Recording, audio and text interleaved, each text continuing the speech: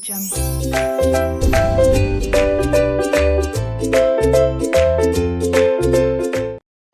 बेटा, next concept आता है आपका फिक्सेशन ऑफ लेवल।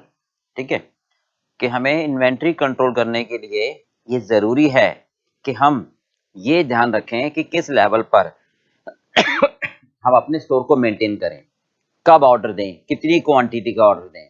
ठीक है, इस सबका पर्पस क्या होता है कि हमारा प्रोडक्शन अनइंटरप्टेड चले।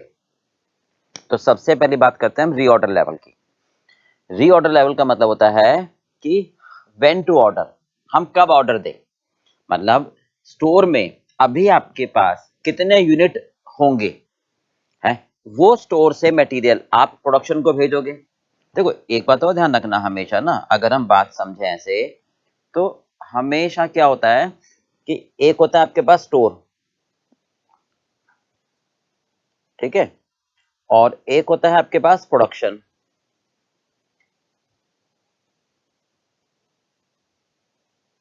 डिपार्टमेंट, और एक होता है वेंडर, जिससे हम मटेरियल परचेज करते हैं। ठीक बात है भाई। तो वेंडर जो होता है सप्लायर, वो रॉ मटेरियल सप्लाई करता है स्टोर में। स्टोर रॉ मटेरियल को लेकर, स्टोर वाले रॉ मटेरियल को लेकर,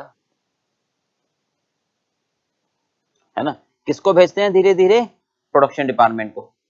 ये परचेज करते हैं, मतलब रिसिप्ट करते हैं, एक तरीके से वेंडर से रिसिप्ट करते हैं, और फिर उसको ग्रेजुअली इशू करते हैं, किसको, प्रोडक्शन डिपार्टमेंट को। और ये रॉ मटेरियल मशीन में इंसर्ट करते हैं ताकि प्रोडक्ट बने। तो अब हमारा पर्पस क्या है, इन्वेंट्री को कंट्रोल करना। हमारा पर्पस क्या है, इन्वेंट्री कंट्रोल। क्योंकि अगर आपके पास स्टॉक बेसिकली नहीं होगा तो प्रोडक्शन रुक जाएगा। तो सबसे पहली बात हमारे पास ये आती है कि रीऑर्डर लेवल। रीऑर्डर लेवल, इसका मतलब क्या हुआ, हम कब ऑर्डर दें। नहीं भाई, इसका मतलब ये हुआ कि हम कब जागे, सप्लायर को फोन करें, सप्लायर को मेल भेजे, सप्लायर को ये बोले कि भैया मटेरियल दे दे। कब, व्हेन, है ना, when to order, when to place the order, when to place the order of raw material, of raw material to supplier. Supplier को बोले कि भैया अब मेरे पास मटेरियल खत्म होने वाला है, अब मुझे मटेरियल की आवश्यकता है, तो मुझे भेज दो। कब, ठीक है। तो देखिए, इसको जानने के लिए हमें क्या समझना होगा कि हम ये कहते हैं हमारे पास ना स्टोर है, जैसे हमारे पास एक स्टोर है, हम ये कहते हैं ये मेरे पास एक स्टोर है, ठीक है, इसको मैंने बोल दिया स्टोर।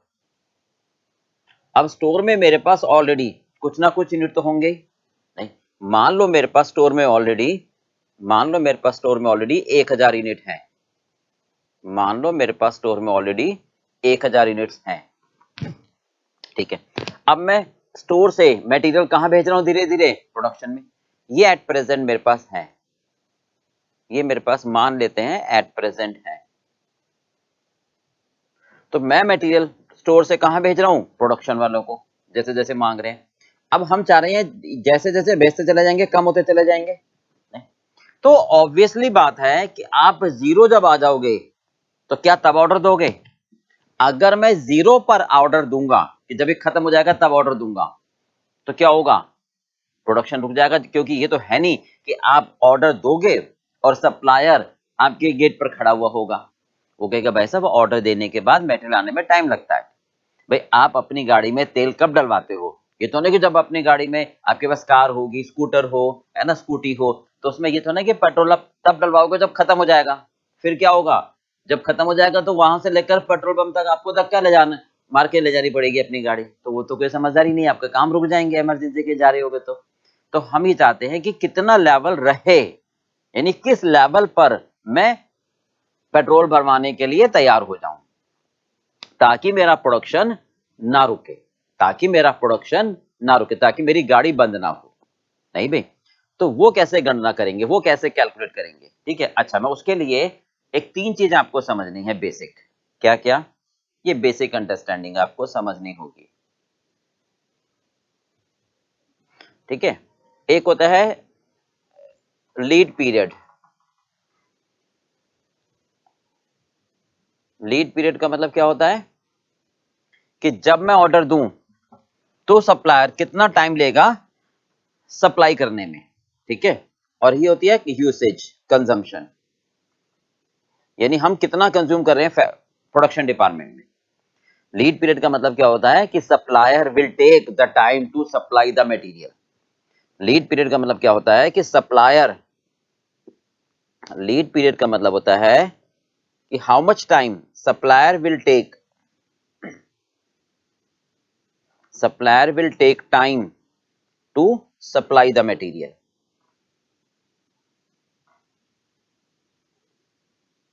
नहीं, हाउ मच टाइम,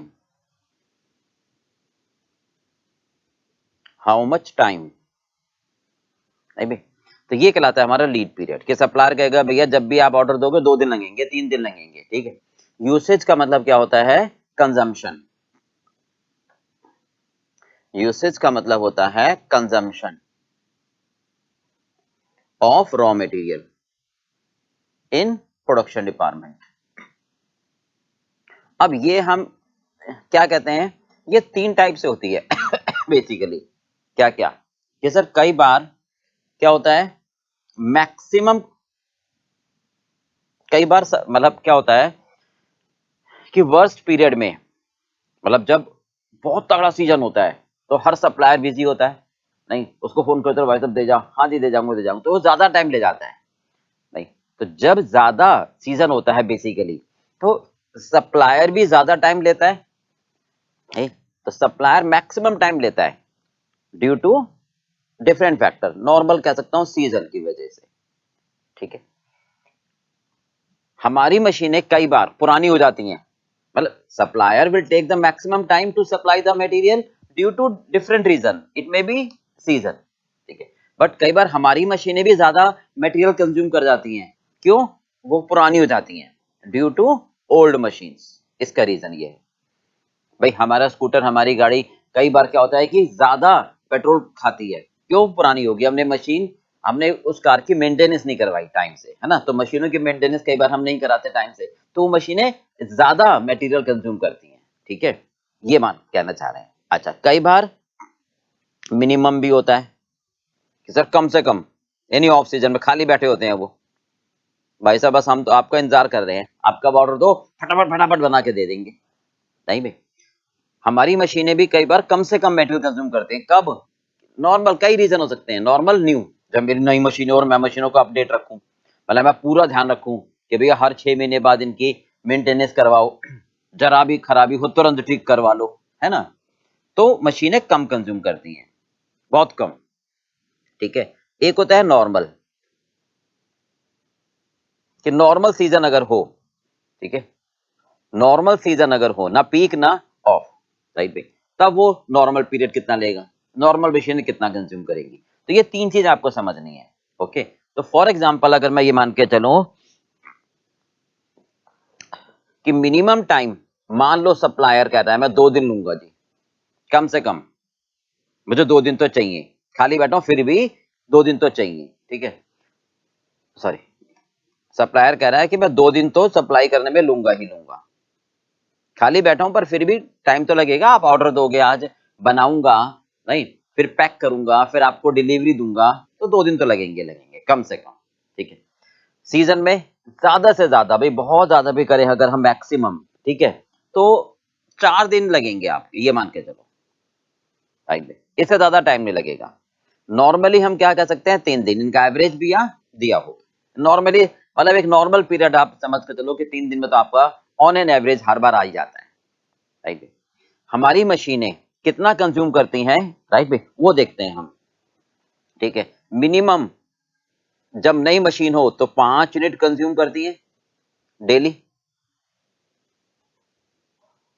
मतलब डेली हमारे मशीनें 5 यूनिट कंज्यूम करती हैं, क्योंकि नई मशीनें होती हैं, जब खराब हो जाती हैं तो अब सर यही 15 की क्वांटिटी आ जाती है। नॉर्मली तो अगर हम बात करें तो 10 यूनिट कंज्यूम करती है डेली, तो ये 3 चीजें आपको समझनी है। आगे बात समझ में? ठीक है, अब क्या कहना चाहते हैं, ये बातें समझ में आ गई? चलो, अब हम ये कह रहे हैं यहां पर देखें अगर कि मेरे पास स्टोर में, ये मेरे पास स्टोर है, स्टोर से मैं रॉ मटेरियल कहां भेजता हूं? प्रोडक्शन में। तो अभी मेरे पास अगर मान लो 1000 यूनिट है ना, और मैं यहां से प्रोडक्शन को भेज रहा हूं, तो 10 भेजे 990 हो गए, फिर 20, फिर 50, तो कितने कितने कितने हो जाएं? कब मैं ऑर्डर दूं? 0 पर तो ऑर्डर नहीं देना चाहोगे ना। 0 पर ऑर्डर दोगे तो क्या होगा?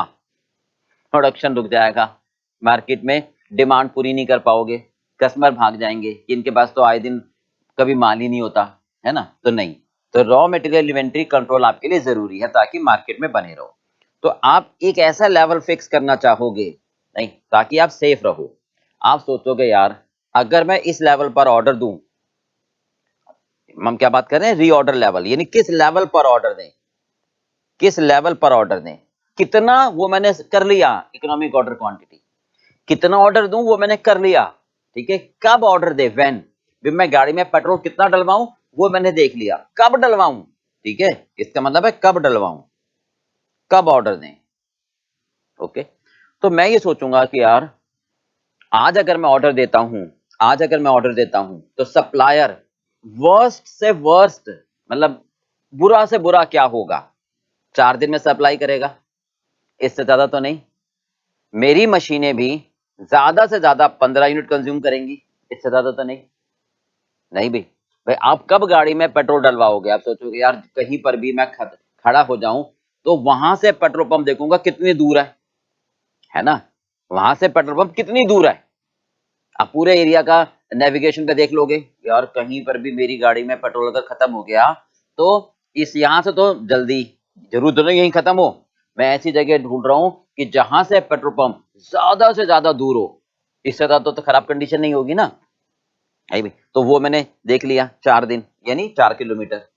और ये सोचूं कि यार मेरे कार जो है पुरानी चलो हो जाए और उस समय ज्यादा पेट्रोल कंज्यूम करे तो भी इतना नहीं भी। तो इसका मतलब इतना मेरे हाथ में होना चाहिए, समझ रहे बात को? इसका मतलब अगर सप्लायर भी 4 दिन लेगा सप्लाई करने में और मेरी मशीनें भी 15 यूनिट डेली खाएंगी, नहीं भी, तो अगर मेरे पास, अगर मेरे पास अगर मेरे पास 60 यूनिट गोदाम में हो, अगर मेरे पास 60 यूनिट गोदाम में हो और मैं ऑर्डर दे दूं, नहीं, अगर मैं 60 यूनिट मेरे पास गोदाम में हो तब मैं ऑर्डर दे दूं, तो उससे क्या होगा? जिस दिन मैं ऑर्डर दूंगा है ना, और जब मेरे पास ऑर्डर आएगा तब तक का मटेरियल मेरे पास इतना होगा कि मैं प्रोडक्शन को भेजकर अपना काम चला लूंगा, मेरा प्रोडक्शन रुकेगा नहीं। बात समझ में आ गई? ये हम ले रहे हैं एक्सट्रीम केस में, तो ये हमने एक कैलकुलेशन कर ली। ओके, तो क्या बना फॉर्मूला इसका? नहीं, व्हेन टू ऑर्डर, मैं ऑर्डर कब दूंगा? मैं ऑर्डर तब दूंगा, मैं ऑर्डर तब दूंगा ताकि गोदाम में इतना मटेरियल हो, गोदाम में हमेशा इतना मटेरियल हो ताकि सप्लायर अगर मटेरियल मुझे मैक्सिमम टाइम में भी सप्लाई करे और मेरी मशीनें भी ज्यादा कंज्यूम करें तो भी मेरा प्रोडक्शन ना रुके। राइट भी, तो हम कब देंगे? We should place the order, we should place the order, हम ऑर्डर देंगे, ठीक है, व्हेन, हम ऑर्डर देंगे कब? व्हेन वी अश्योर, जब हमें ये अश्योर हो जाए कि हाँ जी सप्लायर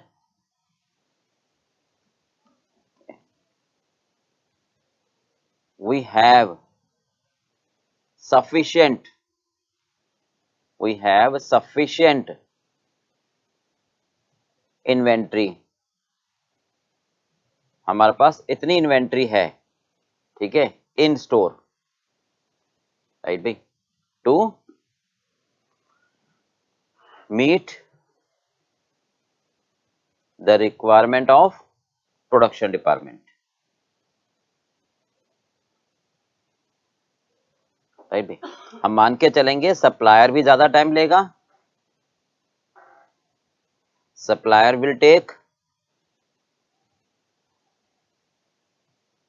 मैक्सिमम टाइम, ठीक है, और consumption is also higher, just to avoid any mishappening, any interruption,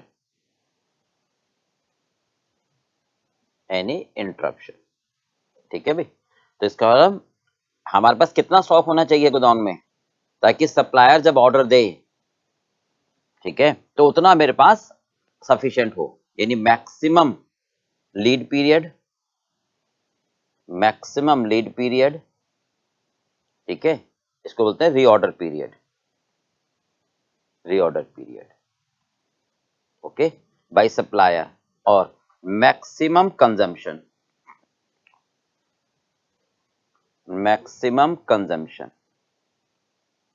of raw material, ठीक है भाई। तो हम मान के चलते हैं एग्जाम्पल के हिसाब से कि सप्लायर 4 दिन लेगा, सप्लायर विल टेक 4 डेज, है ना, सप्लायर 4 दिन लेगा, इससे ज्यादा नहीं लेगा। तो 4 दिन की कंजम्पशन मेरे पास होनी चाहिए, और मेरी मशीन भी ज्यादा कंज्यूम करेंगी, 15 यूनिट पर डे। तो इसका मतलब जब 60 यूनिट मेरे पास हो गोदाउन में, नहीं, जब मेरे पास 60 यूनिट गोदाउन में हो, ठीक है, जब मेरे पास 60 यूनिट स्टोर में हो, ठीक है, तब हम ऑर्डर दें, ठीक है, तो सेफ है। बोलो बात समझ में आ गई। तो ये बना मेरा फॉर्मूला, दैट इज क्लियर है बेटा। चलिए एक बार इसको फटाफट नोट कर लो, क्विक।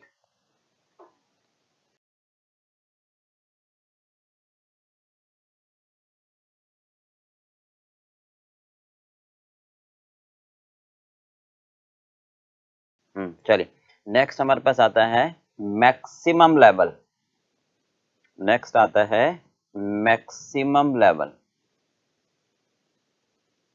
मैक्सिमम लेवल का मतलब क्या हुआ भाई, अब आप ये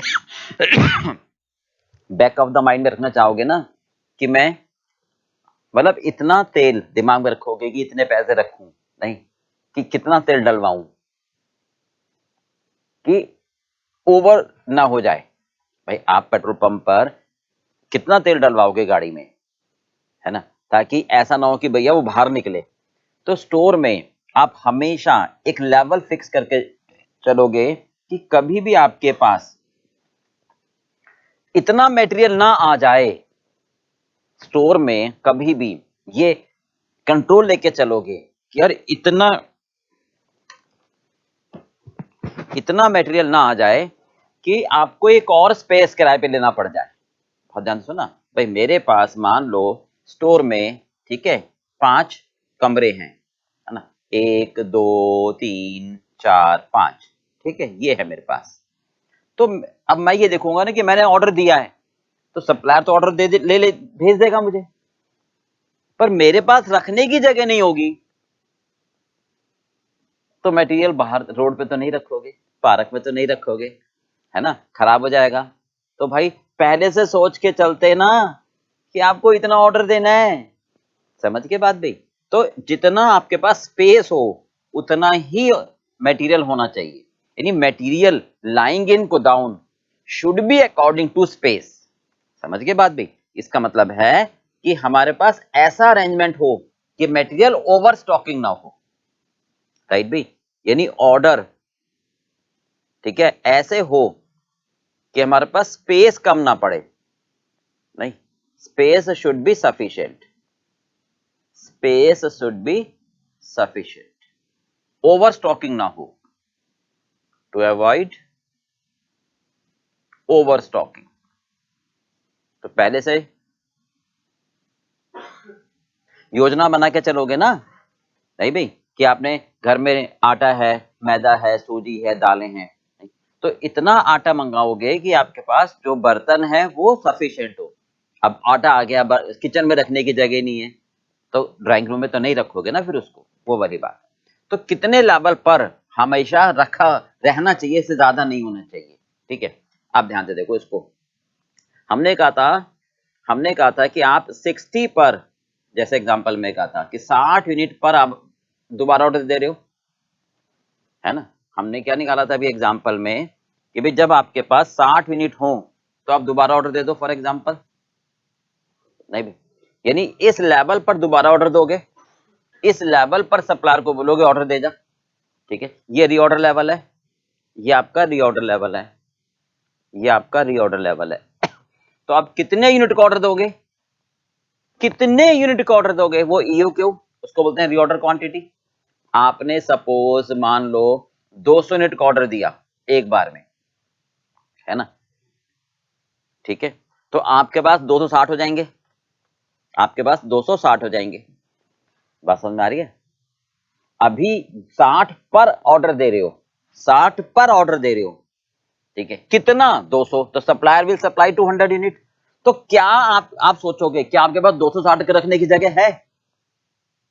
अरे सर जी कैसे बातें कर रहे हो, रुको ना। जब आप ऑर्डर दोगे तो क्या सप्लायर आपके गेट पे खड़ा हुआ होगा? नहीं, वो भी तो टाइम लेगा।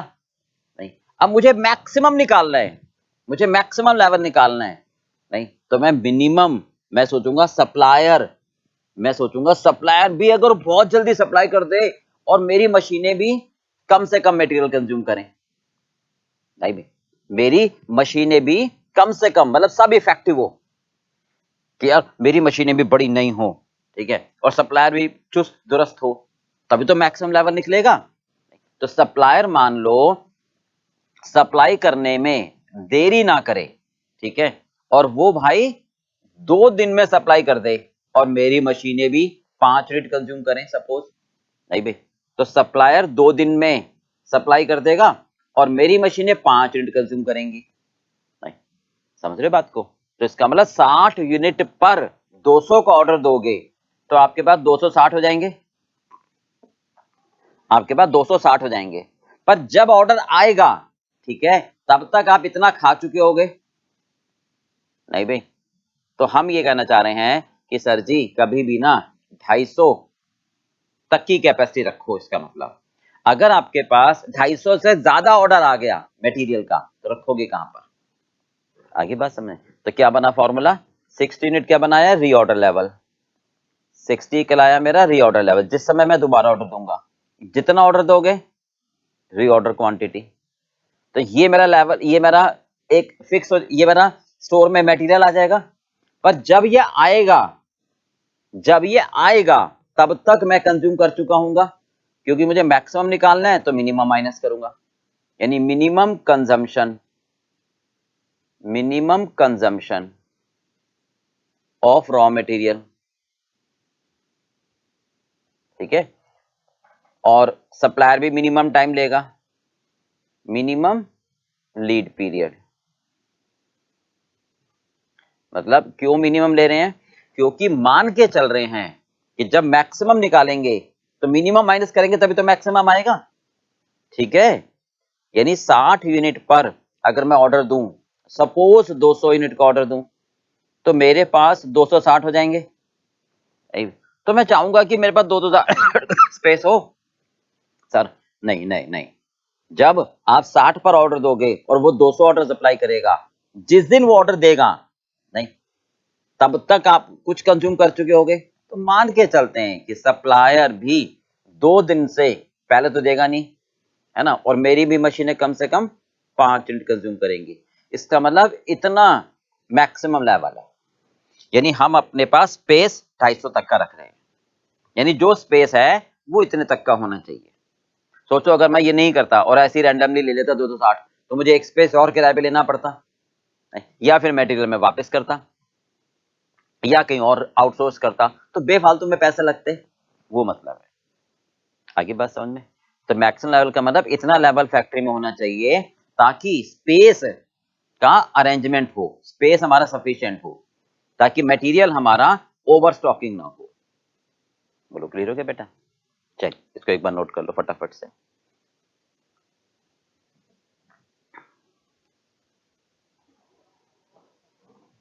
हाँ जी, अब तीसरा आता है एक मिनिमम लेवल।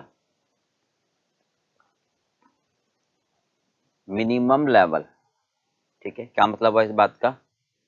मिनिमम लेवल का मतलब हम ये कह रहे हैं, देखो ध्यान से एक मिनट, कि ये सारी ना इन्वेंट्री कंट्रोल का पर्पज है कि भी गलती से भी इन्वेंट्री की वजह से परेशानी ना हो, ठीक है, कि भी घर में आटा मैदा, घर में राशन होता है, तो ऐसा ना हो भाई, अगर मतलब मदर हमारी मैनेज करती है ना, वो इस उनके सब ये दिमाग में होता है, वही हम स्टोर में पढ़ रहे हैं। ये हमने कहा देखो 60 यूनिट पर हम दोबारा ऑर्डर देने को तैयार हो जाएंगे, ठीक है भाई, अभी मेरे पास 1000 यूनिट है, ठीक है, जब कम करते करते करते करते करते 60 आ जाएंगे तो दोबारा ऑर्डर दे देंगे। अभी 60 कैसे आए थे? हमने हमने ये सोचा था कि यार सप्लायर भी मैक्सिमम टाइम लेगा, ये सारा ये क्या था, सप्लायर भी मैक्सिमम टाइम लेगा, है ना, मैक्सिमम लीड पीरियड, और मेरी मशीनें भी मैक्सिमम कंज्यूम करेंगी, नहीं, तो वो मैंने निकाला था 60। और अब सोचो जरा यार कि ऐसा कितनी बार होगा कि सप्लायर भी मैक्सिमम टाइम लेगा और मेरी मशीनें भी ज्यादा से ज्यादा कंज्यूम करेंगी। ये तो वर्स्ट कंडीशन होगी ना, नहीं समझे बात को भाई? आप ये समझो कि 10 में से कितनी बार ऐसा होगा कि सप्लायर भी मैक्सिमम टाइम लेगा, मेरी मशीनें भी मैक्सिमम टाइम कंज्यूम करेगी? एक या दो बार, प्रैक्टिकली मैं बात करूं, है ना, ठीक है, प्रैक्टिकली अगर मैं बात करूं तो इसका मतलब 10 में से एक या दो बार होगा जब मैक्सिमम कंजम्पशन होगी, और 10 में से एक या दो बार होगा कि मिनिमम होगा, यानी नॉर्मल ज्यादा बार होगा ना, यानी नॉर्मल आपका ज्यादा टाइम होगा, इसका ना नॉर्मल हमारा ज्यादा बार होगा, ठीक है, 10 में से एक या दो बार मैक्सिमम या मिनिमम होगा, नॉर्मली ज्यादा बार होगा। तो हम ये सोचते हैं इसको हम थोड़ा और मार्जिन ले लें, रीऑर्डर लेवल पर ठीक है दोबारा ऑर्डर दे दो, पर हम ये ऐसा चाहते हैं कि फैक्ट्री में इससे कम लेवल नहीं होना चाहिए, reorder level be ready to place the order, पर फिर भी आप एक तरह से मान के चलो कि कोई बात नहीं, 60 ना हो तो कम से कम इस लेवल पर तो हमेशा रहना चाहिए, यानी वो कहलाता है मिनिमम लेवल, यानी लास्ट लेवल, कि इससे नीचे कभी ना जाए, इससे नीचे कभी ना जाए। तो मिनिमम लेवल का मतलब हो गया कि वो लेवल जिसके नीचे कभी भी ना जाए। तो हम कैसे निकाल सकते हैं इसको? रीऑर्डर लेवल एक ऑप्टिमिस्टिक अप्रोच थी भाई। एक बात और सुनो ना आप, कि मिनिमम लेवल टेक्निकली कितना होना चाहिए भाई? कभी भी हम कहते हैं कि भाई आप एक बुक्स खरीदने गए तो शॉपकीपर के पास कहे कि भाई ये मुझे वाली कॉस्ट मैनेजमेंट की बुक दे दो, तो सप्लायर ज्यादा से ज्यादा क्या कहेगा? नहीं है, टेक्निकली जीरो होगा ना भाई, माइनस तो नहीं हो सकता। तो इसका मतलब मिनिमम लेवल कभी भी नेगेटिव नहीं हो सकता, नेगेटिव नहीं हो सकता कभी भी, पहली बात तो ये होगी, है ना, ज्यादा से ज्यादा क्या होगा? जीरो होगा, नहीं, बट जीरो के टाइम पर परेशानी होगी भाई। अब मैं अपना एग्जांपल दूं कि भाई आप कभी भी कहीं जाते हो तो आपके पास पैसे जेब में कितने हों? एक्सट्रीम केस में नहीं होंगे, माइनस में तो नहीं होंगे ना, नहीं कि भाई आपको किसी से उधार लेने पड़ेंगे रास्ते में, तो नहीं ना, तो मैक्सिमम तो जीरो होंगे, मतलब कम से कम बात करें तो जीरो। बट आप ये चाहोगे कि यार कहीं भी जाएं तो कम से कम कुछ पैसे जेब में डाल के चलें ताकि इमरजेंसी में ये काम आ जाए। तो मिनिमम आप कितना रखोगे अपना कैश का लेवल, समझ रहे हो? तो वही बात कर रहे हैं हम। तो रीऑर्डर लेवल यानी जिस पर हम दोबारा ऑर्डर दें, तो इसमें मैक्सिमम आप माइनस मत करो, नहीं, क्या माइनस करो? नॉर्मल, क्या माइनस करो? नॉर्मल कंजम्पशन, क्या माइनस करो? Normal consumption of raw material और normal reorder period, normal lead period, ठीक है भाई, क्योंकि नॉर्मल ज्यादा बार अकर होगा। तो अगर मैं रीऑर्डर लेवल में से एक नॉर्मली माइनस कर दूं कि इस समय मैं ऑर्डर दूंगा और सप्लायर इतना टाइम लेगा जब सप्लाई करेगा, तो फैक्ट्री में इतना लेवल हमेशा होना चाहिए। भाई 60 का रीऑर्डर लेवल आ गया आपका। नॉर्मल कंजम्पशन कितनी आई मेरी? नॉर्मल कंजम्पशन एग्जाम्पल में देखें तो 3 दिन वो लेगा 10 के हिसाब से, 3 दिन वो लेगा, 3 दिन वो लेगा, 10 यूनिट मेरी डेली कंज्यूम होंगी। नहीं भाई, तो इसका मतलब कम से कम मेरा 30 यूनिट का लेवल होना चाहिए। इसका मतलब है इतने यूनिट हमेशा एटलीस्ट गोदाम में ऑलवेज रहने चाहिए। Reorder level means be ready to place the order, और इसका मतलब है कि एटलीस्ट नहीं, कम से कम, ठीक है, this one should be remain always in store। Okay, इसको हम सेफ्टी स्टॉक भी कह सकते हैं। चलिए एक बार इसको नोट कर लो जल्दी से, क्विक।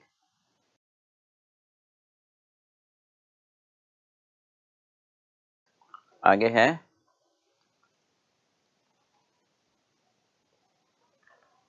Average stock level.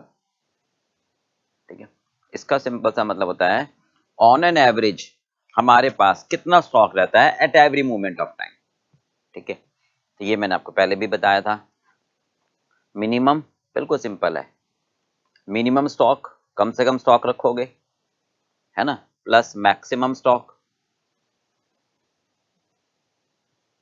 नहीं भाई, डिवाइडेड बाय 2, तो ये एवरेज आ जाएगा।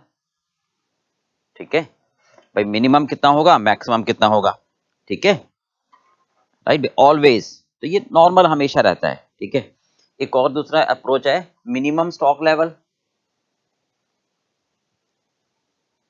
Minimum stock level plus half of order quantity.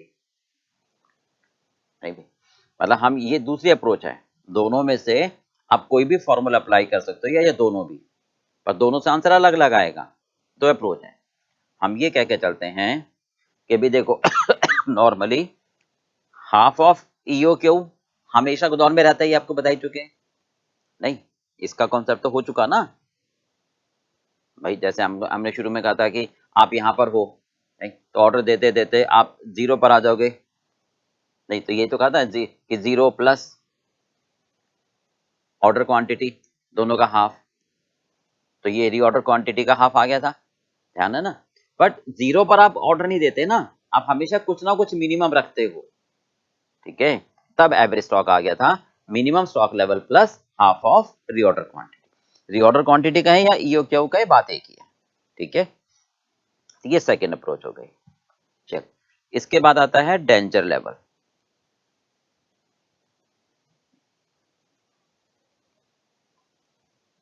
हाँ जी, डेंजर लेवल का मतलब क्या होता है, ध्यान से सुनो कि भाई जैसे घर में हम कहते हैं राशन, ठीक है, राशन रहता है, अब कई बार मिनिमम लेवल से कम हो जाता है, कई बार मिनिमम लेवल से कम हो जाता है। एक मिनट, अब कई बार क्या होता है कि घर में राशन मतलब बहुत कम रह जाता है, तो कोई भी रीजन की वजह से कि भाई मार्केट में दुकानें बंद है, नहीं लॉकडाउन का समय आ गया, ठीक है, अब 2 दिन बाद आएगा सामान, नहीं तो अब सोचो जरा, जब घर में हमारे पास कम रह जाता है, नहीं, तो क्या, अब जैसे आटा कम रह गया, मैदा कम रह गया, नहीं, तो क्या आप ये सोचोगे कि यार मैं पकोड़े भी बना लूं, समझ रहे हो? नहीं, तो आप ये सोचोगे यार कि अब इतना लेवल है ना, तो आप नॉर्मल जो कंजम्पशन होती है उसको रोकना चाहोगे कि भैया हर आदमी अगर 4 रोटी खाता है तो उसको बोलोगे यार तू कम से कम इतनी खा ले कि तेरी भूख खत्म हो जाए बस, समझ रहे हो? तो उस लेवल पर नॉर्मल हम जो यूसेज होती हैं उनको रोक देते हैं। तो ये वो लेवल आता है कि उस मतलब स्टोर में कंज्यूम करते करते करते ऐसा लेवल, एक ऐसा लेवल भी हम फिक्स कर लेते हैं यार, इस ये वो लेवल हो ताकि ये जो आपके पास स्टोर में मटेरियल रहे ना, ये सिर्फ इतना रहे कि सबकी मिनिमम रिक्वायरमेंट को पूरा करे। कि भाई घर में क्या, फादर है, मदर है, 2 बच्चे हैं, तो वो सारे अगर मिनिमम एक एक रोटी भी खाएं तो उनके लिए कितना आटा बचे। अब ये तो होगा नहीं कि ना ये हम वो डेंजर लेवल वो डिसाइड कर रहे हैं कि भाई हम ना मंगा सके, कभी हम कभी ऐसी सिचुएशन आ जाए कि मार्केट में स्ट्राइक हो जाए, लॉकडाउन का पीरियड आ जाए, तो कम से कम इतना तो हो कि सबकी मिनिमम भूख खत्म हो जाए, उस लेवल को बोलते हैं डेंजर लेवल। तो कैसे निकाला हमने, मिनिमम रिक्वायरमेंट यानी minimum consumption of raw material, कम से कम कंजम्पशन हो रॉ मटेरियल की, नहीं कम से कम यानी हर एक आदमी को एक एक रोटी दे दो, ठीक है। और इतना होना चाहिए कि मैं अगर सप्लायर को बोलूं, राशन वाले को बोलूं, तो वो कितना टाइम लेगा इमरजेंसी पीरियड में, कोई कहा भाई साहब लाइन लगी हुई है, नहीं, तो मैक्सिमम लीड पीरियड, बहुत ध्यान से सुना क्या कह रहे हैं, नॉर्मल वाला नहीं, maximum lead period of emergency period.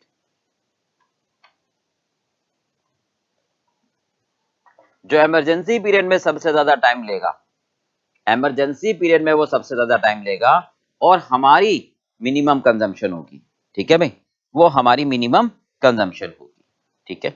तो उतना लेवल अगर हमारे पास रहेगा तो उसको बोलते हैं डेंजर लेवल। बोलो क्लियर हो गया पार्ट भी, चलिए एक बार इसको नोट कर लो जल्दी।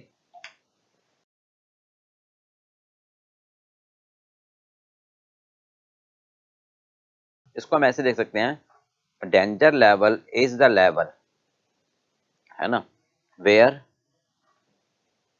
हम वो डिसाइड करते हैं जहां पर नॉर्मल इश्यूज, ठीक है, आर स्टॉप्ड, नॉर्मल इश्यूज को हम स्टॉप कर देते हैं कि भाई घर में मम्मी कह रही हैं कि भाई नॉर्मल अगर हर आदमी 4 रोटी खाता है तो रुको, वो मत खाओ, ठीक है। एंड ओनली इमरजेंसी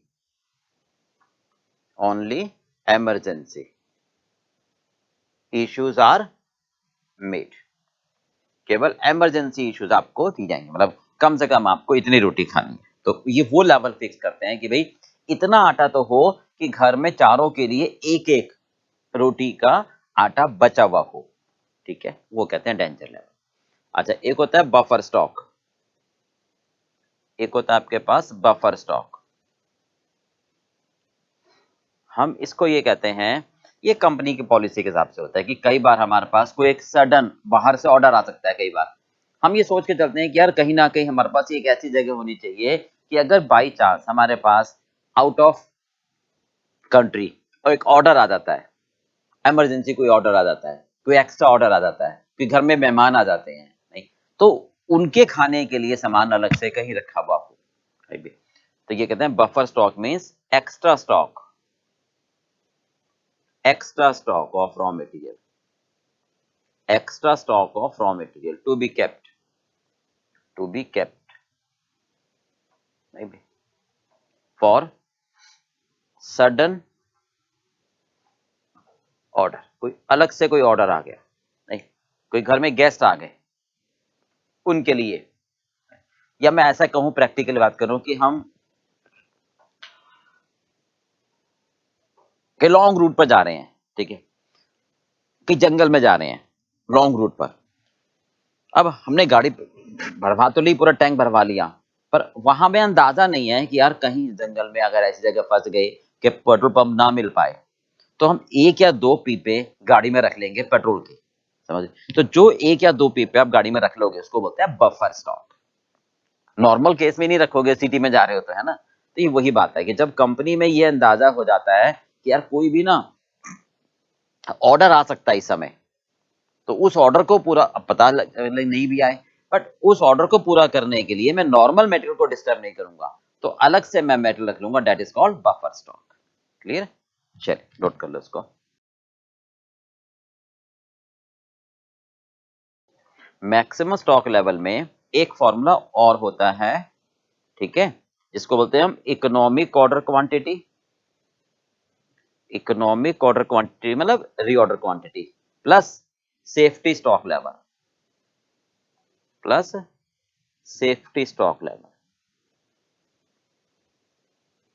ठीक है।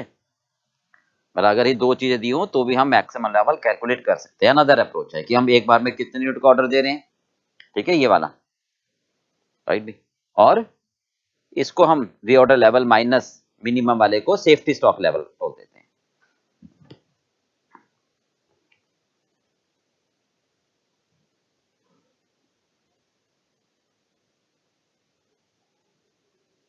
हो गया।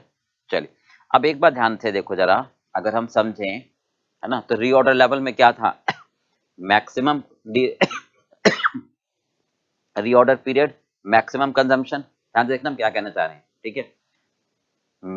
मैक्सिमम लेवल में क्या था, minimum consumption minimum reorder period, ठीक है। और मिनिमम लेवल में क्या था, मिनिमम लेवल में, हाँ जी, normal consumption normal lead period, समझ रहे हो। तो यानी जो जब कंजम्पशन नॉर्मल होगी तो नॉर्मल लीड पीरियड आएगा, है ना।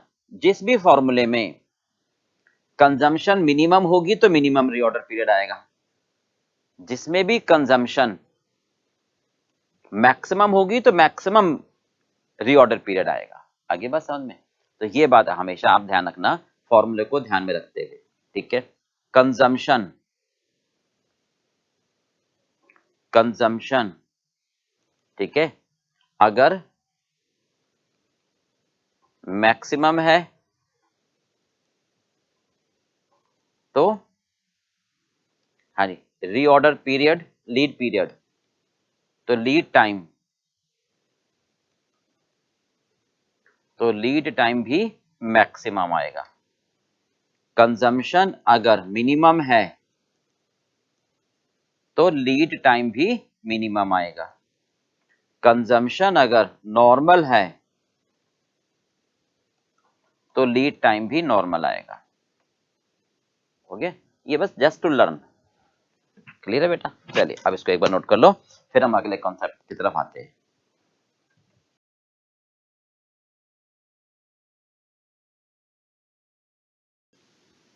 करें, चलिए नेक्स्ट कंसेप्ट है यूजिंग रेशियो एनालिसिस।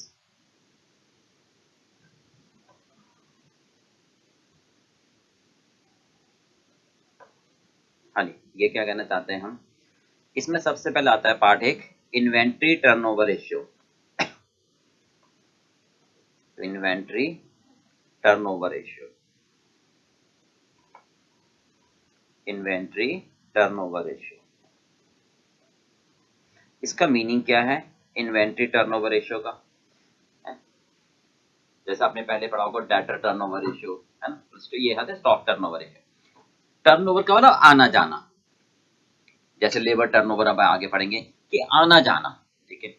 ये बताता है डायरेक्शन, यानी मटेरियल कितनी तेजी से यूज हो रहा है, कि मटेरियल हमारा स्लो मूविंग है या मटेरियल मेरा फास्ट मूविंग है। ये क्या बताता है, it indicates direction, it indicates direction, ये मुझे डायरेक्शन बताता है। ये मुझे क्या बताता है कि क्या मेरा मटेरियल स्लो मूविंग है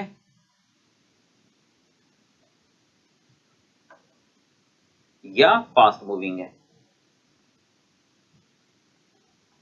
मतलब कि मेरा जो मटेरियल है वो स्लो मूविंग है या फास्ट मूविंग है, ये बताता है, राइट। लो टर्नओवर रेशियो, ठीक है, इसका मतलब क्या होगा, अगर टर्नओवर रेशियो लो होगी,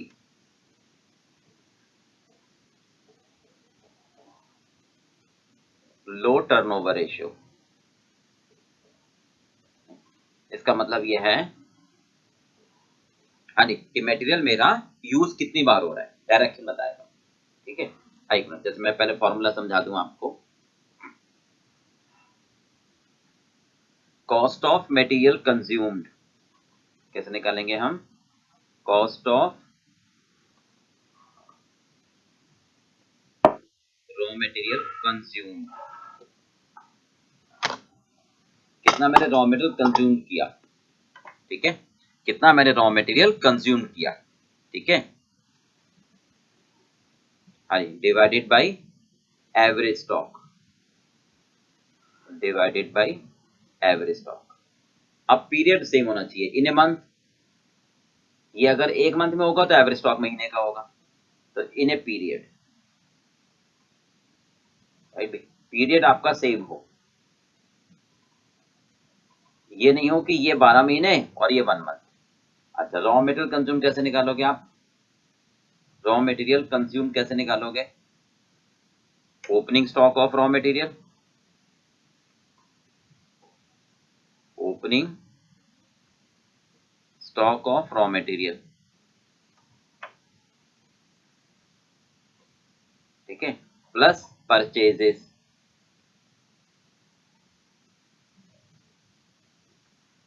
of raw material minus closing stock of raw material.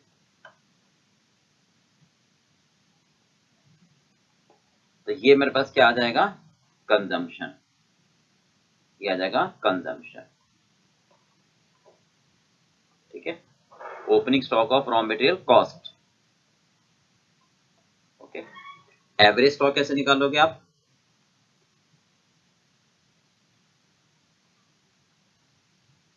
हाँ जी, opening stock of raw material plus closing stock of raw material,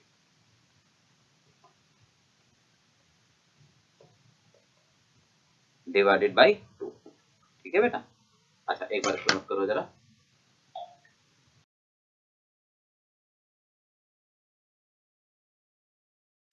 अच्छा, अब इसका ध्यान से सुनना, डायरेक्शन बताता है। अगर हाई टर्नओवर है, अगर हाई टर्नओवर रेशियो है, अगर हाई टर्नओवर रेशियो है तो इसका मतलब क्या है कि वो फास्ट मूविंग है, इसका मतलब है वो फास्ट मूविंग है, यानी ज्यादा बार यूज हो रहा है। अगर टर्नओवर रेशियो, टर्नओवर का मतलब आना जाना, जल्दी आ रहा, जल्दी जा रहा, जल्दी आ रहा, जल्दी जा रहा, हाई है, ठीक है, बहुत फटाफट आता है, फटाफट जाता है, यानी वो फास्ट मूविंग है, ठीक है। इसका मतलब वो ज्यादा बार यूज हो रहा है, इसका मतलब वो ज्यादा बार यूज हो रहा है, इसका मतलब वो ज्यादा बार यूज हो रहा है, राइट। और अगर लो टर्नओवर रेशियो है, और अगर लो टर्नओवर रेशियो है तो इसका मतलब स्लो मूविंग है, राइट। और अगर बहुत ही लो टर्नओवर है, वेरी लो है, वेरी लो है, तो हम क्या कहते हैं इसको? फिर हम, हाँ जी, नॉन मूविंग, फिर हम कहते हैं नॉन मूविंग, हाँ जी। इसका मतलब है कम बार इस्तेमाल हो रहा है, इसका मतलब कम बार वो यूज हो रहा है, ठीक है। अगर टर्नओवर रेशियो कम है तो इसका मतलब वो कम बार यूज हो रहा है, इसका मतलब ये डिसीजन में हेल्प करता है, ये मेरे को निर्णय लेने में, डायरेक्शन, दिशा, मतलब कि सर अगर कोई इन्वेंटरी टर्नओवर रेशियो जिसकी कम है, यानी कम बार यूजर है, इसका मतलब आगे पड़ा हुआ है, यानी मैंने कोई अलमारी बनानी थी तो उसके लिए कोई मटेरियल मंगाया स्पेशल, को टाइल मंगाई थी मैंने स्पेशल यूनिक कलर की, तो वो तब जब मंगाई थी तब से लेकर अब तक पड़ी हुई है, मतलब कभी साल 6 महीने में एक बार यूज हो जाती है।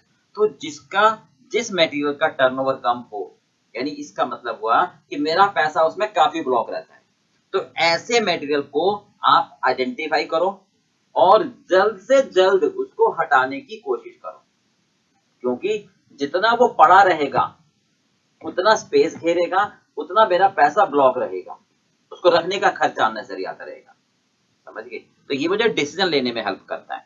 तो जो मेरा फास्ट मूविंग है, ठीक है, उस पर मैं ध्यान देता हूं, यानी वो मटेरियल मेरा रेगुलर नेचर का है, बिल्डिंग बना रहा हूं, नहीं तो सीमेंट है, ब्रिक्स हैं, तो ये मेरे डेली यूज किया, फटाफट आता है, फटाफट जाता है, फटाफट आता है, फटाफट जाता है, राइट। तो इसके लिए मैं सारी पॉलिसीज बनाऊंगा। अब कई बार क्या होता है घर में भी, क्या होता है ऐसा, कुछ हमने मेटल मंगा लिया स्पेशल कोई, मान लो कोई स्पेशल हमने डोसे का मटेरियल मंगा लिया, तो अब डोसा रोज तो नहीं बनता ना, कभी महीने 2 महीने 6 महीने में एक बार बनता है, तो इतना ज्यादा ना मंगाया जाए, इतना ज्यादा ना मंगाया जाए कि भाई वो खराब ही हो जाए, पता लगा उसमें कीड़े पड़ गए। ये टर्नओवर रेशियो आपको डायरेक्शन डिसीजन बताता है, ठीक है। तो अगर किसी की टर्नओवर रेशियो आपकी कम है, इट मींस मेरी वर्किंग कैपिटल ब्लॉक है।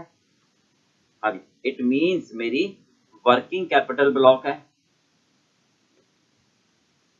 इसका मतलब मेरा वर्किंग कैपिटल ब्लॉक है, ठीक है।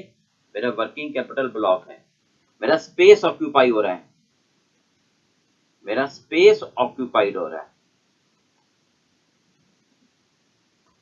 मेरा स्पेस ऑक्यूपाइड हो रहा है, नहीं, रखने की कॉस्ट बढ़ रही है, स्टोरेज कॉस्ट इंक्रीज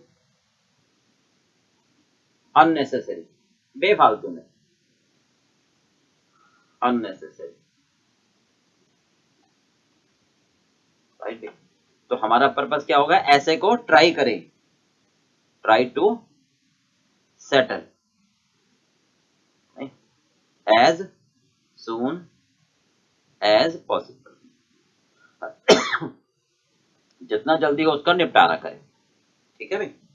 जैसे मान लो मैं ये बात करूं कि मेरे पास ना 2 टाइप के मटेरियल हैं, ठीक है, मटेरियल एक्स मटेरियल वाई, इसका turnover ratio inventory turnover ratio, ठीक है, इसका है 8, इसका है 1 मिनट, इसका है 12, ठीक है, और इसका है 8, तो चलो एक और ले लेते हैं, ठीक है, इसका है 2 या 1। इसका मतलब क्या है, एक्स मेरा साल भर में पीरियड ईयर ले लेते हैं, 12 बार यूज हो रहा है, यानी ये हर महीने यूज हो रहा है, इसका मतलब ये 12 टाइम्स यूज हो रहा है, यानी ये 12 बार यूज हो रहा है उस पीरियड में, इसका मतलब ये 12 बार यूज हो रहा है, और ये 8 बार यूज हो रहा है, नहीं, और ये 1 बार यूज हुआ था, 1 बार यूज हुआ था, तो इसका मतलब क्या है कि सर ये वाला जो मैक्स है ना, ये फास्ट मूविंग है, ये मेरा फास्ट मूविंग है, ठीक है, आता जाता है आता जाता है आता जाता है, और ये मेरा स्लो मूविंग है, ये मेरा स्लो मूविंग है, धीरे धीरे धीरे, ठीक है, और ये मेरा नॉन मूविंग है, आया पड़ा हुआ है, तो इनमें मेरी वर्किंग कैपिटल ब्लॉक है, तो इसको तो जल्दी से जल्दी सेटल करो, ठीक है, राइट। तो आप इन्वेंट्री पॉलिसीज ऐसे बनाओगे ताकि आपका स्टोरेज का खर्चा कम से कम रहे, मतलब क्लियर हो कितनी बात। अब दूसरा आता है इन्वेंट्री होल्डिंग पीरियड, एक बार सुनो कर लो।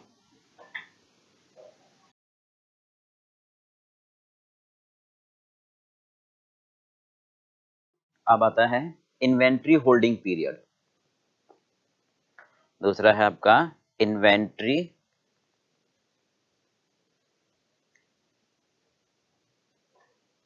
Holding period, inventory holding period, इसका मतलब होता है कि कितने दिन तक मटेरियल गोदाम में रहा, ठीक है, इसका मतलब है कितने दिन हमने उसको होल्ड करे रखा, ये क्या बताएगा, how much days, how much time, how much period of time, how much period of time, कितने टाइम तक मेरा मटेरियल गोदाम में रहा, ठीक है, इसका मतलब होगा how much period of time material remain in गोदाम, मटेरियल रिमेन इन स्टॉक, ठीक है, ये बताएगा कितने समय तक मेरा मटेरियल गोदाम में रहा, मतलब कैसे निकालोगे आप, हाँ जी, इन्वेंट्री, अच्छा इन्वेंट्री टर्नओवर रेशियो हमेशा टाइम्स में आती है, इन्वेंट्री टर्नओवर रेशियो हमेशा टाइम्स में आएगी, ऑलवेज इन टाइम्स, इतने टाइम, 2 बार 3 बार, ठीक है, ये टाइम्स में इतनी बार यूज हुआ, ठीक है, और ये पीरियड में कि इतने दिन हमारा इतने महीने गोदाम में रहा, ठीक है। जैसे आप क्या कहोगे, इन्वेंट्री टर्नओवर ये 360 डेज, ठीक है, divided by inventory turnover ratio, divided by inventory turnover ratio. अब 365 हो सकता है ठीक है, 12 मंथ हो सकता है, ओके, 52 वीक्स हो सकता है, पीरियड कोई भी हो सकता है। जैसे मान लो मैं बात करूं कि भाई मटेरियल मेरा एक्स है, ठीक है, उसका आपने ये कहा इन्वेंट्री टर्नओवर रेशियो हमारी, हाँ जी 10 है मान लो, इन्वेंट्री टर्नओवर रेशियो मान लो 10 है, ठीक है, तो मैं 360 से डिवाइड करूं तो इसका मतलब क्या होगा, वो 36 दिन गोदाम में रहा, इसका मतलब वो 36 डेज गोदाम में रहा। इसका मैं और ले लेता हूं, मान लो, चलो मान लो कहता हूं मैं इन्वेंट्री टर्नओवर रेशियो 36 है, तो इसका मतलब होगा कि 10 डेज वो गोदाम में रहता है, आता है 10 दिन गोदाम में रहता है, फिर यूज होता है, फिर चला जाता है, ये मतलब हुआ। जैसे मान लो वाई कहें हम, ठीक है, तो वाई की मान लो 18 है इन्वेंट्री टर्नओवर रेशियो, सपोज मैं यहां लिख दूं इन्वेंट्री टर्नओवर रेशियो, ठीक है, एक्स की है 36 टाइम्स, वाई की है 18,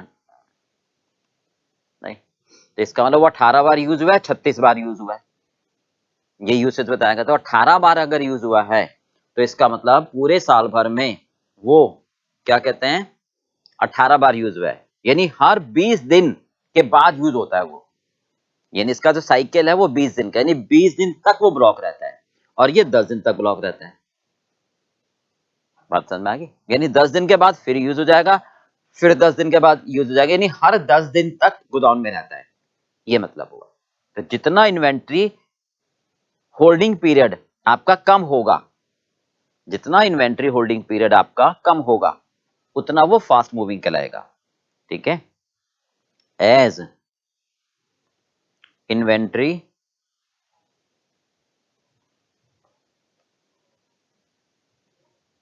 holding period, as inventory holding period becomes low, जितना लो होगा, ठीक है, मीन्स वो क्या कहलाएगा, fast moving,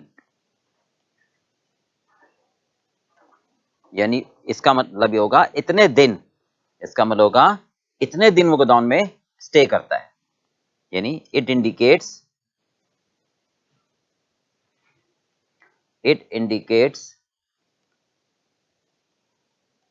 the period, it indicates the period of stay, period of stay, ठीक है, इन गोदाम, कितने दिन गोदाम में रहता है, तो जितना कम होगा उतना जल्दी यूज होगा, ये मतलब क्लियर है बेटा।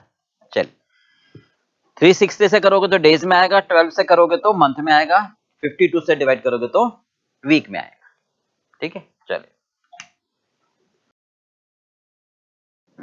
चलिए अगला कॉन्सेप्ट है वैल्यूएशन ऑफ मटेरियल रिसिप्ट।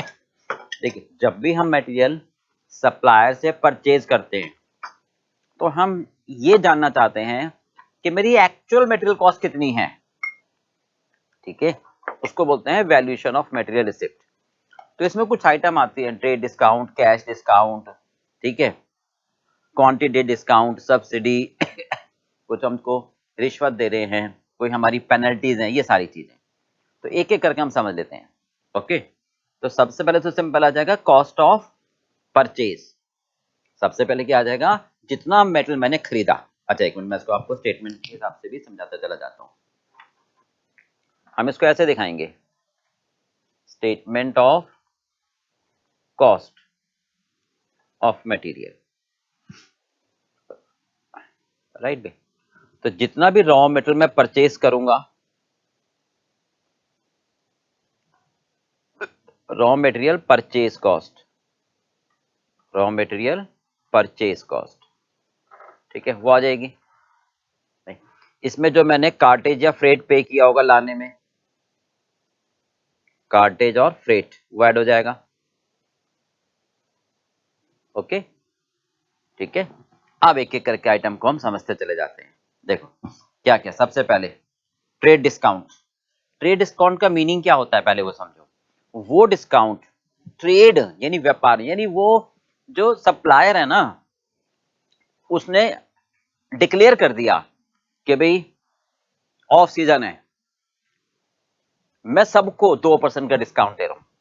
यानी आप कोई कंडीशन पूरी नहीं कर रहे, ये उसकी पॉलिसी है कि भाई जो भी इनवाइस प्राइस होगी, लिस्ट प्राइस, उस पर 10% का डिस्काउंट, तो वो हमेशा डिडक्टेड होगा परचेज प्राइस में से, ठीक है, वो हमेशा डिडक्टेड होगा। अगर तो ठीक बात है, अगर ऑलरेडी डिडक्ट नहीं है तो इसका मतलब क्या होगा, ट्रेड डिस्काउंट, ठीक है, हम माइनस कर देंगे क्योंकि मुझे मिला है भाई, ये तो इनवाइस वैल्यू होगी ना बेसिकली, ये तो लिस्ट प्राइस हो गई ना। तो इसमें जो भी मुझे ट्रेड डिस्काउंट मिलेगा, ठीक है, वो मेरा माइनस हो जाएगा। ओके, यानी it is available to all customer from the vendor without fulfilling any condition. Quantity discount, अब कई बार मैं सप्लायर से ज्यादा सामान खरीदता हूं, तो सप्लायर कहता है कि जो कोई भी हमसे अगर इस निश्चित मात्रा से ज्यादा खरीदेगा तो मैं उसको डिस्काउंट दूंगा, तो वो कहता है क्वांटिटी डिस्काउंट यानी बल्क डिस्काउंट, तो वो भी माइनस होगा, ठीक है, पर ये कंडीशन पे मिलेगा। अगर हम सप्लायर कहता है कि भाई अगर आप 1000 किलोग्राम या उससे ज्यादा खरीदोगे एक बार में, तो मैं आपको 2%, 5% का डिस्काउंट दूंगा, तो वो कहलाता है क्वांटिटी डिस्काउंट।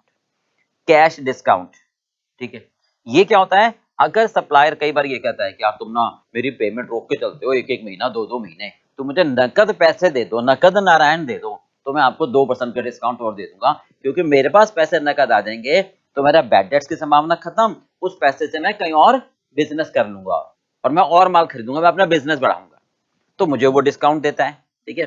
तो ध्यान रखना, ये मैं परचेज में से माइनस नहीं करता, ठीक है, ये मेरी इनकम कहलाती है, ये मेरी इनकम कहलाती है अलग से, तो ये फाइनेंशियल इनकम कहलाती है, तो हमेशा इसको इग्नोर करना होता है। ट्रेड डिस्काउंट हुआ, क्वांटिटी डिस्काउंट हुआ, ये माइनस करोगे। कैश डिस्काउंट का मतलब होगा पैसे का, क्योंकि आपकी कीमत कम नहीं हो रही ना, तो आप पैसे जल्दी दे रहे हो, ठीक है, इसलिए आपको डिस्काउंट मिल रहा है, तो एक तरीके से आप पैसे जल्दी दे रहे हो तो आपको इंटरेस्ट मिल रहा है, तो ये फाइनेंशियल आइटम, इसको माइनस नहीं करते, ठीक है। सब्सिडी, क्या होता है, कई बार कोई भी सब्सिडी मिलती है गवर्नमेंट से, ठीक है, इंसेंटिव मिलता है गवर्नमेंट की तरफ से या अथॉरिटीज की तरफ से, तो वो डिडक्ट कर देते हैं परचेजेस में से।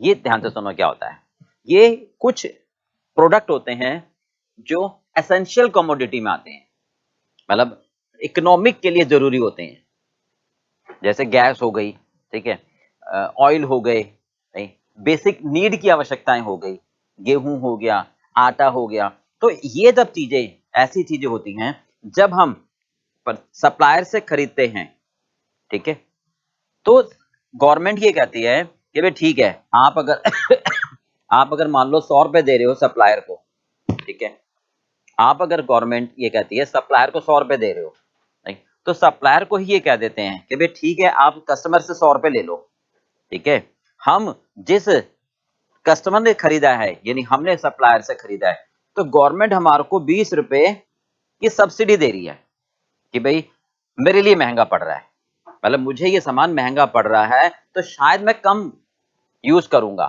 तो गवर्नमेंट कहते हैं अरे रे आप कम यूज करोगे तो हमारी इकोनॉमी कैसे चलेगी, हम क्या कहते हैं, सर ये महंगा पड़ रहा है हमारे लिए, इतनी हमारी कॉस्ट नहीं आ रही। ध्यान से सुनो क्या कहना चाह रहे हैं हम, कि भाई हम ये कह रहे हैं कि ये जो प्राइस है ना सर, ये 100 रुपए बहुत महंगा पड़ रहा है हमारे लिए, हम शायद आगे से इसको यूज नहीं करेंगे, तो गवर्नमेंट कहते हैं अरे यार तुम तो मैन्युफैक्चरर हो, तुम नहीं करोगे तो कैसे काम चलेगा, अच्छा चलो ठीक है 20 रुपए रो मत, 20 रुपए हमसे ले लेना, तो जो गवर्नमेंट हमें देती है 20 रुपए, यानी इसका मतलब मेरी कॉस्ट 80 रुपए हो गई, तो मैं वो यहां से माइनस कर दूंगा सब्सिडी। बात समझ में आ गई? तो सब्सिडी का मतलब होता है गवर्नमेंट कुछ पैसे अपनी तरफ से हमें देती है ताकि हम इस बिजनेस को कंटिन्यू करें। क्यों कंटिन्यू करें? क्योंकि इकोनॉमिक के लिए जरूरी होता है। राइट? आगे बात समझ में?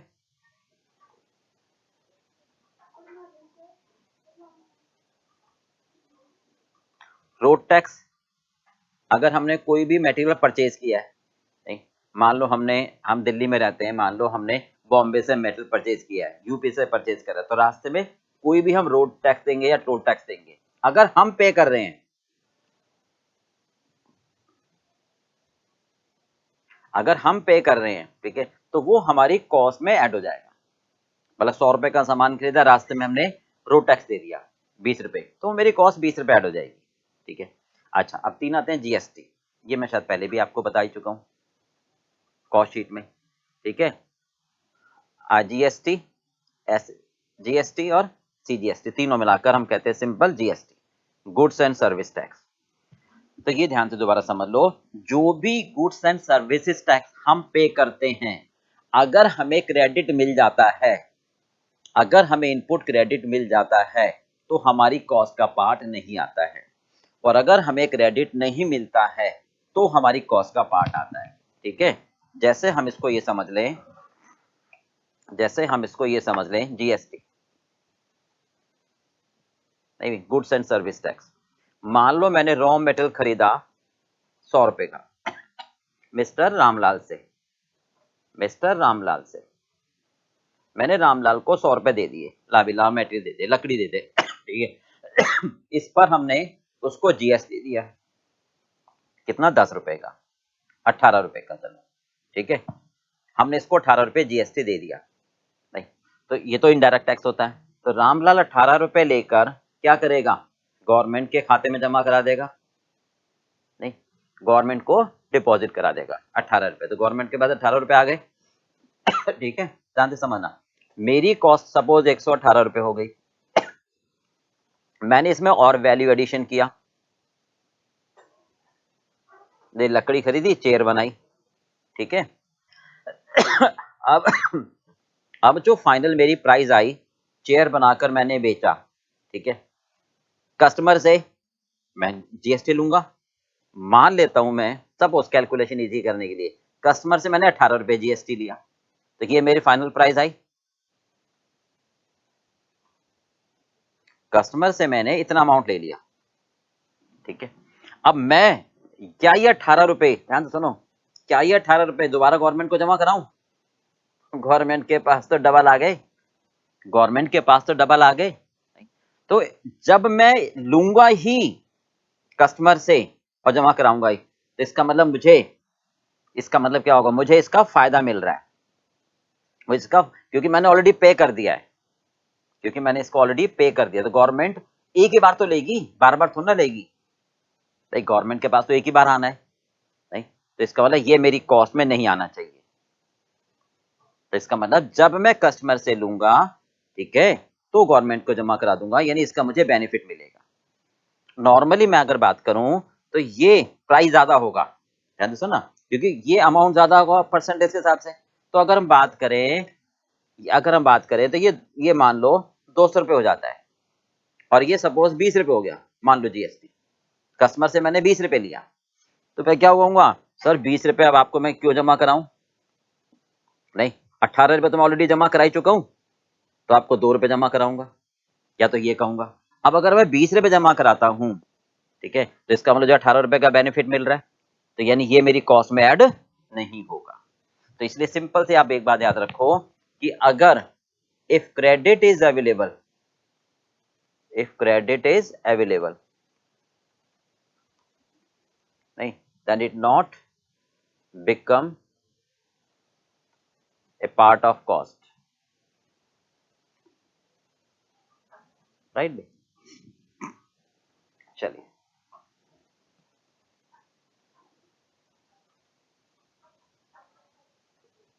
अच्छा, अगर हम कोई सामान बाहर से मंगाते हैं, आउटसाइड इंडिया, तो जो भी हम कस्टम ड्यूटी पे करते हैं वो हमारी कॉस्ट में ऐड हो जाएगा।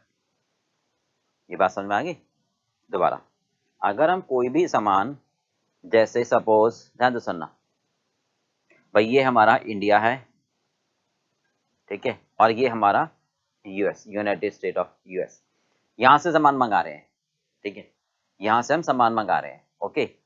तो जब ये हमारी टेरिटरी पर आ जाएगा, ये इंडियन की टेरिटरी है, ये इंडिया टेरिटरी है,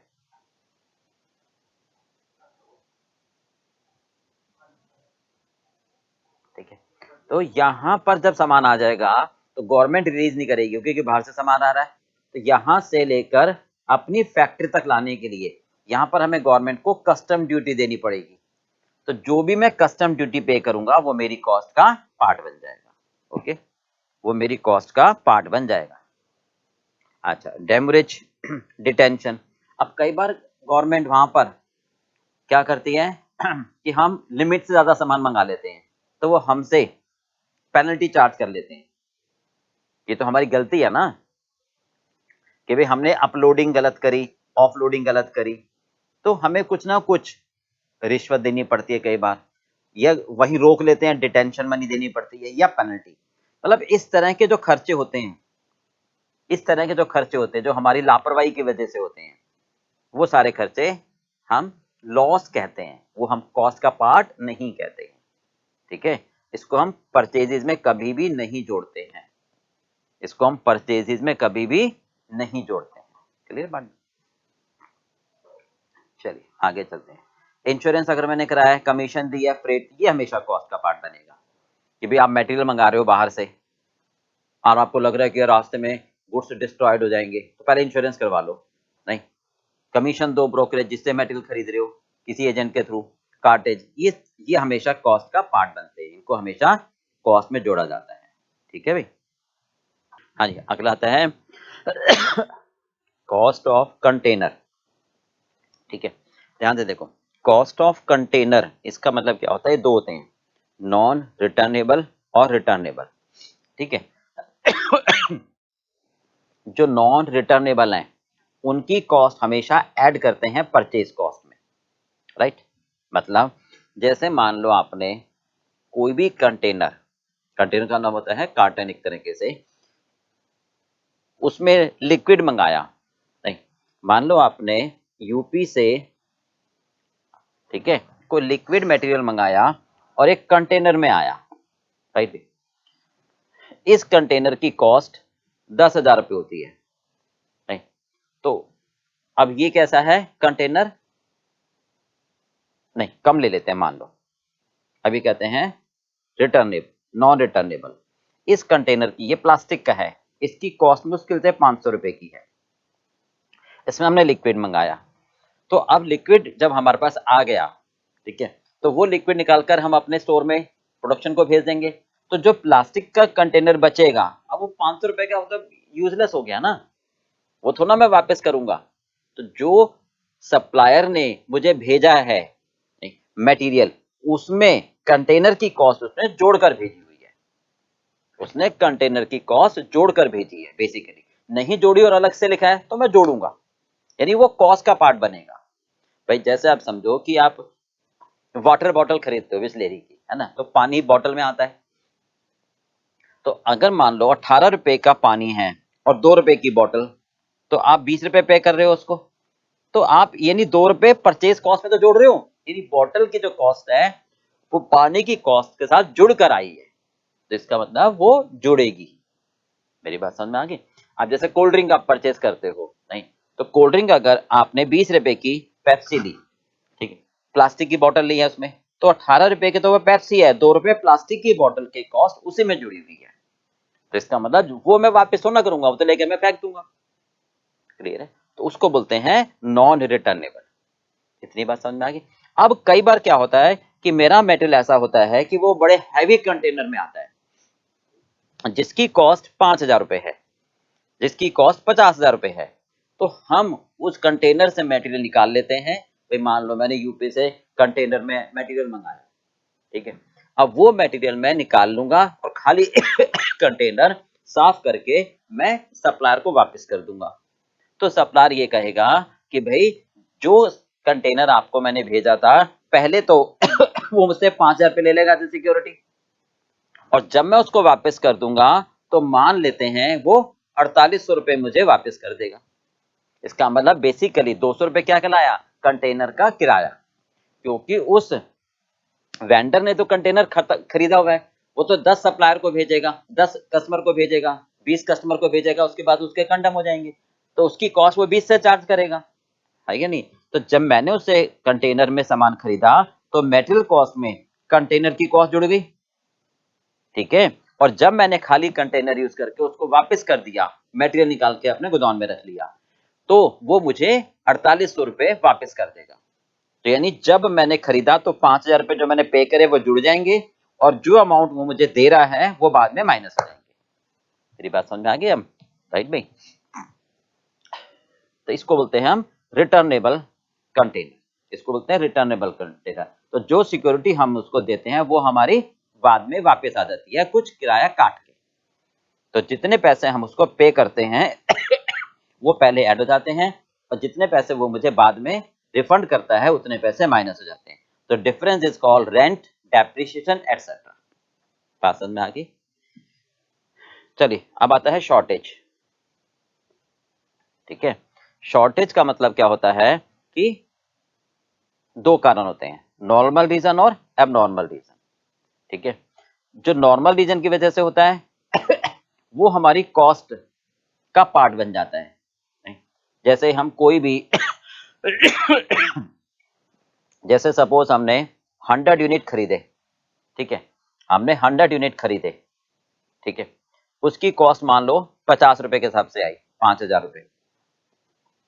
अब सपोज इसमें से 20 यूनिट हमारे खराब हो गए, पता है कि सर गोदाम में इवेपोरेट हो ही जाएंगे, तो हम क्या कहेंगे, हम कहेंगे ही 80 की कॉस्ट 5,000, हम कहेंगे 80 की कॉस्ट 5,000, राइट। तो डिवाइड करके रेट बढ़ जाएगा आपका, डिवाइड करके रेट बढ़कर आ जाएगा, यानी आप 5,000 को 100 से डिवाइड नहीं करोगे, अब आप कहोगे 5,000 डिवाइडेड बाई 80, तो आपका रेट आ जाएगा 62.5, ये कहना चाह रहे हैं। अगर ये मटेरियल फैक्ट्री में गोदाम में नॉर्मल रीजन की वजह से लॉस होता है, यानी नॉर्मली यानी पास एक्सपीरियंस के हिसाब से होना ही होना है। नॉर्मल रीजन का मतलब होता है जिसमें मेरा कोई कंट्रोल नहीं है, अगर मैं मटेरियल सप्लायर से मंगा रहा हूं, ठीक है, तो उतना तो इवेपोरेट होगा ही होगा, तो वो कहलाता है नॉर्मल लॉस। तो यानी वो कॉस्ट का पार्ट बन जाता है, यानी कॉस्ट बढ़कर आ जाती है, तो केवल क्वांटिटी माइनस करते हो। अच्छा, अगर हम नॉर्मल रीजन की वजह से आता है, यानी मटेरियल आपने ध्यान से नहीं रखा, ठीक है, मटेरियल को लिया और उल्टा सीधा रख दिया, आपकी लापरवाही की वजह से अगर आता है, ठीक है, तो उसकी कॉस्ट निकालते हैं हम। मान लो अब 10 यूनिट आपके लापरवाही की वजह से नुकसान हुए, तो 10 की कॉस्ट कितनी आई मेरे पास, 625 रुपए, वो मैं यहां से माइनस कर दूंगा, ठीक है। फिर मैं ये कहूंगा 5,000 माइनस 625, यानी मेरी कॉस्ट कहलाएगी 4,375, और ये कॉस्ट 10 की मैं कॉस्टिंग पीएल में ले जाऊंगा। तो जो एबनॉर्मल लॉस होगा उसकी कॉस्ट कैलकुलेट करोगे और अपनी कॉस्ट शीट में से माइनस करोगे। तो मैं आपको दोबारा समझा देता हूं इसको, ठीक है। जब आप कॉस्ट शीट बनाओगे ना, तो आप लिखोगे क्वांटिटी, ठीक है, कॉस्ट पर यूनिट और अमाउंट। मान लो आपने 100 यूनिट खरीदे 50 रुपए के हिसाब से, ओके। अब इसमें से 20 नॉर्मल लॉस मान के चल रहे हैं हम, कि ये लॉस, नॉर्मल लॉस का मतलब क्या होता है, जो होना ही होना है, जिसमें मेरा कोई कंट्रोल नहीं है। कि जैसे मैंने मेटेरियल खरीदा तो फैक्ट्री में आकर जब उसको हम खोलेंगे तो कुछ ना कुछ इवेपोरेट होगा ही होगा, तो अब आप कहोगे 80 की कॉस्ट 5,000 है, तो नॉर्मल लॉस की क्वांटिटी माइनस करते हैं, इससे ऑटोमेटिकली रेट बढ़कर आ जाता है। अब मान लो अगर हम कहते हैं 10 हमारी लापरवाही की वजह से नुकसान हो रहा है कि आपने मटेरियल ठीक से नहीं रखा, ठीक है, तो फिर हम 10 की कॉस्ट निकाल लेते हैं इस हिसाब से। फिर हम कहते हैं कि 70 की कॉस्ट ही आई 4,375, और ये 10 की कॉस्ट ट्रांसफर कर देते हो, transfer to costing PL, okay. तो नॉर्मल का मतलब होता है जो हमारी लापरवाही से नष्ट नहीं हुआ, ये तो होना ही है। यानी जो आप जैसे कोई मटेरियल मंगाया लिक्विड, जब फैक्ट्री में आएगा तो कुछ ना कुछ इवेपोरेट होगा ही होगा, आप इसको कुछ नहीं कर सकते, कुछ रोक नहीं सकते, राइट। जो लॉस नॉर्मल रीजन की वजह से होता है, पास्ट एक्सपीरियंस की वजह से, हम कहते हैं क्वांटिटी माइनस कर देते हैं तो कॉस्ट बढ़कर आ जाती है। जो हमारी लापरवाही से होता है वो क्वांटिटी और कॉस्ट दोनों माइनस करते हैं और वो सीधा कॉस्टिंग पीएल में ले जाते हैं, उसको कॉस्ट शीट में हटा देते हैं। Okay, clear? चलिए, ठीक है बेटा। तो ये सारे आइटम थे हमारे कॉस्ट। अच्छा, इसमें अब एक बात और, इसमें एक चीज और, कई बार हम क्या करते हैं, हाँ जी, कई बार हम सप्लायर से एक से ज्यादा मेटेरियल परचेज करते हैं। कई बार हम भाई जैसे ग्रोसरी शॉप से तो आटा भी ले लिया, मैदा भी ले लिया, सूजी भी ले ली, चावल भी ले लिए, दाल भी ले ली, एक ही दुकान से, है ना। तो उस केस में हम क्या करते हैं, सेल्स टैक्स, ऑक्टरी, ठीक है, फ्रेट एक साथ पे करते हैं। तो हम कैसे अलग अलग कॉस्ट निकालें? तो हम कहते हैं if more than one type of raw material is purchased, right, from supplier। अगर हम सप्लायर से कई बार एक से ज्यादा मेटल खरीदते हैं, ठीक है, समझ रहे हो, देन बट उसमें सेल्स टैक्स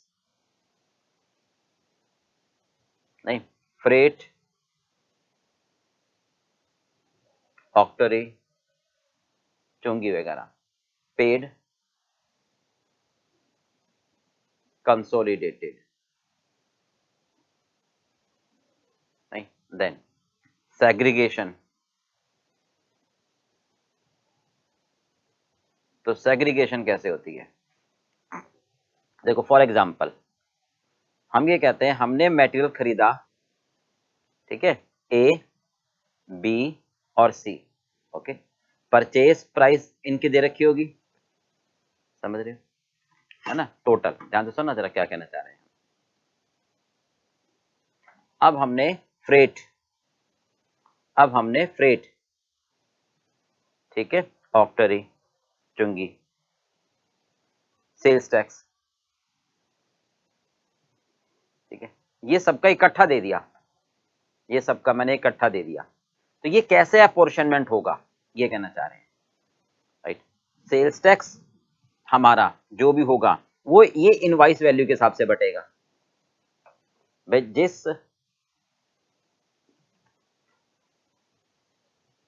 जिस प्रोडक्ट की ज्यादा वैल्यू, उस प्रोडक्ट पर सेल्स टैक्स ज्यादा, तो सेल्स टैक्स कैसे बटेगा? On the basis of, on the basis of invoice value, on the basis of invoice value, ठीक है। फ्रेट कार्टेज, ज्यादा सामान ज्यादा खर्चा, कम सामान कम खर्चा, नहीं भी, ज्यादा सामान ज्यादा खर्चा, कम सामान कम खर्चा, ठीक है। ये बटेगा परचेज क्वांटिटी के हिसाब से,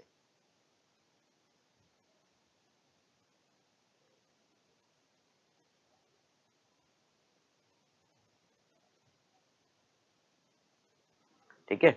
ऑक्टरी बटेगा नेट क्वांटिटी के हिसाब से, नेट क्वांटिटी के हिसाब से, समझ रहे बात को?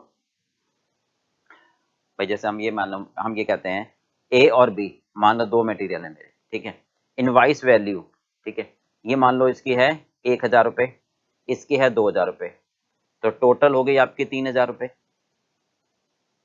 तो अगर मान लो मैं कहता हूं सेल्स टैक्स 300 रुपये का है, नहीं, तो ये इनवाइस वैल्यू यानी 100 रुपये 200 रुपये के हिसाब से बटेगा, यानी 1:2 के रेशो में बटेगा, ये बटेगा 1:2 के रेशो में, ये कहना चाह रहे हैं, ठीक है। और जो फ्रेट है,